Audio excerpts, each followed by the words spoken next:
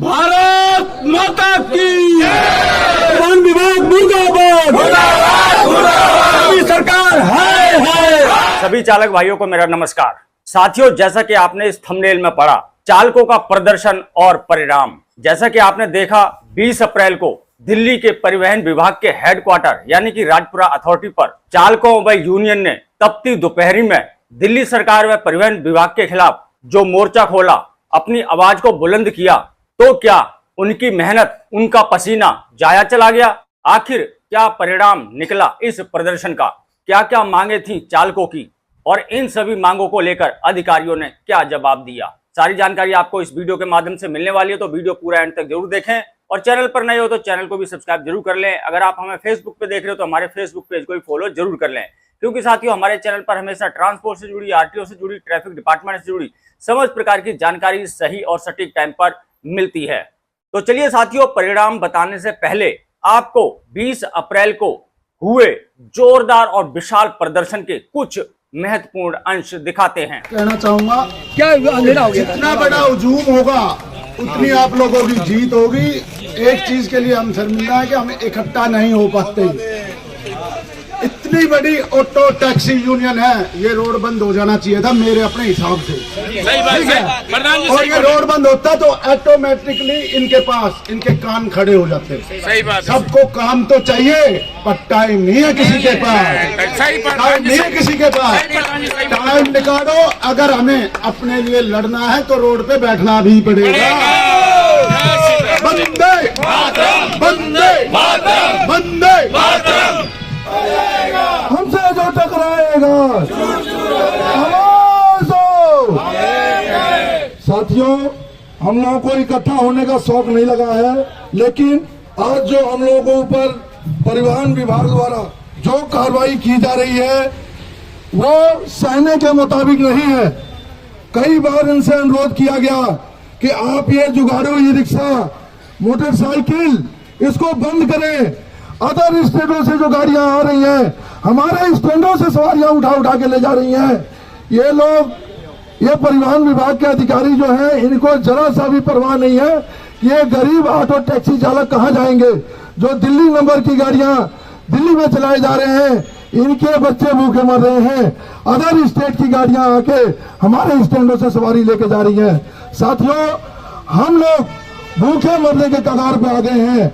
एक बात आप सबको और ध्यान दिलाना चाहता हूं कि यही बात कांग्रेस की सरकार में शीला दीक्षित जी थी, उनके सामने यूनियन के लोग जाते थे, कोई सुनवाई नहीं करती थी। उनको यही ऑटो टैक्सी वाले उखाड़ फेंक के बाहर निकाल करने का काम किया साथियों। और जिसमें आम आदमी पार्टी के अरविंद केजरीवाल को लाने का प्रयास किया और मुख्यमंत्री बनाया और 10 साल तक रखा।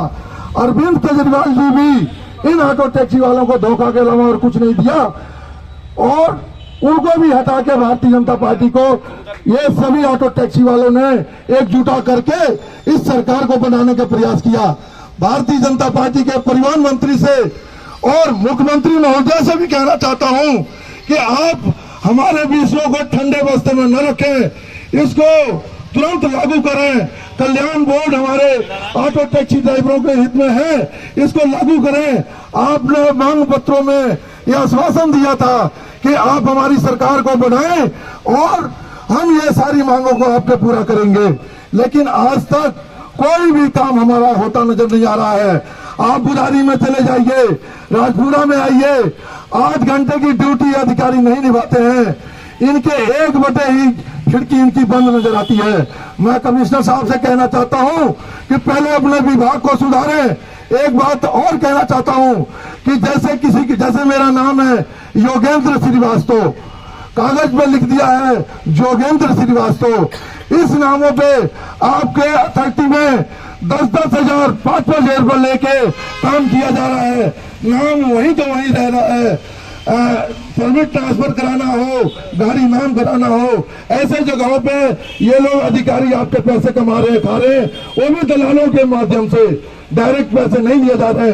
तो कमिश्नर साहब, हो सकता है आप लोग जिस काम पे चल रहे हैं उसको देखते हुए वो गति दिख रही है कि भारतीय जनता पार्टी को बदलने का भी प्रयास आप लोग करे हुए हैं और कर रहे हैं।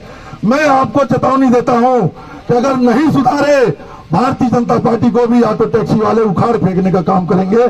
जय हिंद, जय भारत।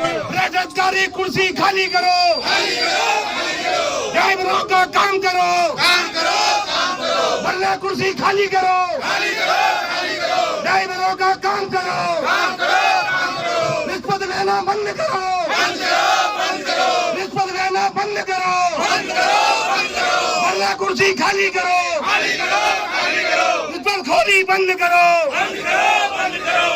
ट्रांसपोर्ट कमिश्नर हाय हाय, ट्रांसपोर्ट कमिश्नर हाय हाय, बिहार का राय हाय हाय, बिहार का राय हाय हाय। जब जब भूखा इंसान रहेगा, जब जब भूखा इंसान रहेगा, जब जब भूखा इंसान रहेगा, ड्राइवर एकता जिंदाबाद, ड्राइवर एकता जिंदाबाद, परवीन विभाग मुर्दाबाद, दिल्ली सरकार मुर्दाबाद, चाहे जो मजबूरी हो, दिल्ली का पोर्टल अलग करो, दिल्ली का पोर्टल अलग करो, ड्राइवरों का काम करो, ड्राइवर को सताना बंद करो, ड्राइवरों में चक्कर लगवाना बंद करो, एक बार में काम करो, एक बार में काम करो, ड्राइवर एकता जिंदाबाद, ड्राइवर एकता जिंदाबाद। तो साथियों, आपने 20 अप्रैल को हुए प्रदर्शन के कुछ मुख्य अंश देखे। सभी चालकों ने व यूनियन लीडरों ने अपनी अपनी बात को बड़ी मजबूती से रखा। आइए पहले हम जान लेते हैं चालकों की क्या क्या मांगे थी दिल्ली सरकार से और परिवहन विभाग से। तो सबसे पहली मांग तो ये थी कि दिल्ली के अंदर जिस प्रकार से भारतीय जनता पार्टी ने ऐलान किया था कि हम दिल्ली के अंदर ऑटो टैक्सी चालकों का कल्याण बोर्ड बनाएंगे, तो पहली मांग यही थी कि ऑटो टैक्सी चालकों का जल्द से जल्द कल्याण बोर्ड बनाया जाना चाहिए। दूसरी मांग थी कि राजपुरा ट्रांसपोर्ट अथॉरिटी के अंदर भ्रष्टाचार का बोलबाला चल रहा है, इस पर जल्द से जल्द नकेल कसनी चाहिए। इसके अलावा दिल्ली के अंदर अवैध रूप से चल रही प्राइवेट बाइक टैक्सी पर रोक लगाई जाए। दिल्ली में लाखों की संख्या में चल रहे अवैध अनरजिस्टर्ड जुगाड़ू रिक्शा बंद किए जाएं। दिल्ली के अंदर अदर स्टेट की जो टैक्सियां पॉइंट टू पॉइंट सवारियां उठाकर दिल्ली के ऑटो टैक्सी चालकों का रोजगार छीन रही हैं, उस पर तुरंत कार्रवाई की जाए। दिल्ली में ऑटो टैक्सी चालकों के लिए अटल कैंटीन खोली जाए। एयरपोर्ट और बुराड़ी अथॉरिटी पर ऑटो टैक्सी की बढ़ाई हुई फिटनेस फीस को तुरंत वापस लिया जाए। काली पीली टैक्सी में लगने वाले BLTD डिवाइस और पैनिक बटन को जिन गाड़ियों की उम्र बहुत ही कम बची है, जैसे 6 महीना या फिर साल, उससे अनिवार्यता हटाई जाए। इसके अलावा कोरोना काल के समय सैकड़ों की संख्या में ऑटो के परमिट होल्डर दिल्ली से लापता हो गए हैं, यानी कि या तो उन्होंने दिल्ली छोड़ दी है या उन्होंने अपना एड्रेस या फिर घर बदल लिया है। यानी कि कई सारे ऐसे परमिट होल्डर हैं जिन्होंने दिल्ली के अंदर अपनी ऑटो बेच दी है, लेकिन अब वो नहीं मिल रहे हैं। तो इस पर भारतीय मजदूर संघ की ट्रांसपोर्ट यूनियन का कहना है सरकार को इसको संज्ञान में लेना चाहिए और जो परमिट होल्डर लापता हो गए हैं उनको एक सूचना जारी करनी चाहिए और कुछ समय देना चाहिए। अगर उस समय के अंतराल में वो परमिट होल्डर उपस्थित हो जाता है तो ठीक है, अगर नहीं होता है तो जिन चालकों ने वो गाड़ियां खरीदी थी उनके नाम पर ट्रांसफर कर देनी चाहिए। इसके अलावा छोटी छोटी कमियों के कारण, चाहे वो नाम में कुछ स्पेलिंग में फर्क हो या 86 का लॉक जैसी समस्या हो, ऐसी छोटी छोटी समस्याओं से ऑटो टैक्सी चालकों को परिवहन विभाग के अंदर परेशान किया जाता है और उनसे हजारों रुपए ले लिए जाते हैं। तो ये सबसे बड़ा मुद्दा रहा इस प्रदर्शन में।